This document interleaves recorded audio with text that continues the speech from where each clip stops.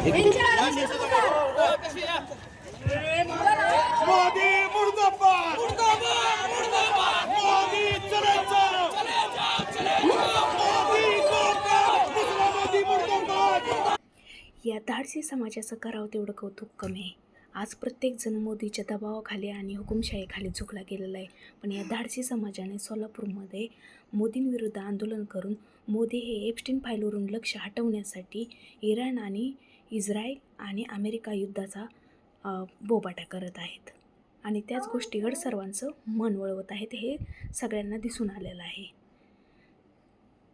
परंतु हे बोलण्याची हिंमत कुठल्याही पक्षाने दाखवली नव्हती आणि समाजाने दाखवली नव्हती। परंतु सोलापूर शहरामध्ये वंचित बहुजन आघाडीच्या वतीने या समाजाने दाखवून दिलेलं आहे की ते एक धाडसी समाज आहे आणि मोदी गो बॅक एप्स्टीन फाईलवरून मोदींना धाऱ्यावरती धरलेलं आहे। आता असंच प्रत्येक समाजाने या मुद्द्यावरती उठून उभा राहिलं पाहिजे आणि मोदींना प्रश्न विचारला पाहिजे।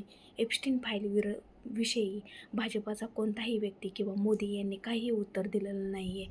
चोर के दाढी में तिनका तसा टाईप झालेला आहे।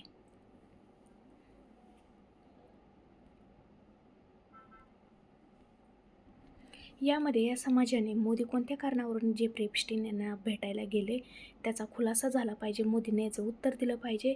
मोदींचं एप्स्टीन फाईल प्रकरणाशी संबंधित फाईल्स पुढे आल्या पाहिजेत। अल्पवयीन मुलींवरती केलेला अत्याचाराशी चक्क पंतप्रधान यांचा संबंध आहे, तर देशातील मुली कशा सुरक्षित असतील यावरती मोदींनी उत्तर दिलं पाहिजे। 18 वर्षाखालील मुलींवरती जो लैंगिक अत्याचार झाला आहे त्यातून त्या मुली गर्भवती राहिलेल्या आहेत, त्यांचं मांस खाण्यात आलेलं आहे, त्या राहिलेल्या गर्भाचं सुद्धा मांस खाण्यात आलेलं आहे। अशा भीषण प्रकाराशी मोदींचा संबंध आहे। तसेच त्यांचे मंत्री हरदीप सिंग पुरी यांचा संबंध आहे। असे उच्च पदावर मंत्रालयात मंत्री म्हणून बसलेले व्यक्तींचाच डायरेक्ट जर संबंध असेल तर देश आता सुरक्षित व्यक्तीच्या हाती आहे का, असं या समाजाचं म्हणणं आहे। खरं तर हे आता सध्या देशाचं म्हणणं आहे आणि मोदींनी यावरती उत्तर दिलं पाहिजे। प्रत्येक वेळेस दडपशाही आणि दबावाचं धोरण अवलंबून लोकांना चूप बसवता येत नाही आहे आणि लोकांनी कुठेतरी विचार केला पाहिजे की आपल्या घरातही अशा लहान मुले आहेत, आपल्या नाती असतील, आपल्या मुली असतील किंवा आपले परतावंडे असतील, कुणीही असू शकतं, आपल्या बहिणी असू शकतात। तर अशा मनोवृत्तीच्या व्यक्तींना आपण त्याच्या सर्वोच्च पदावरती बसवतो।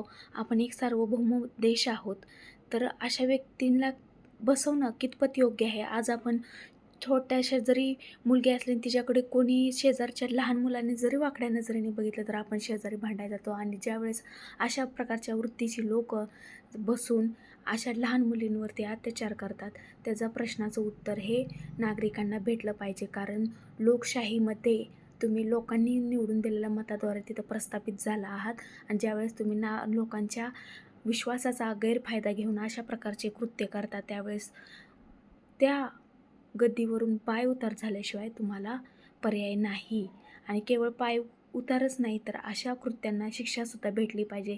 या अशा गोष्टीमध्ये प्रत्येक पक्षाने आणि प्रत्येक नागरिकाने अशा गोष्टीमध्ये जर उच्चपदस्थ व्यक्ती करत असतील असे कृत्य आणि तो पक्ष आणि केंद्र जर काही करत नसेल तर आंतरराष्ट्रीय मानवीय न्यायालयामध्ये अशी प्रकरणं चालू झाली पाहिजेत ज्याच्यामध्ये न्याय मिळू शकतो।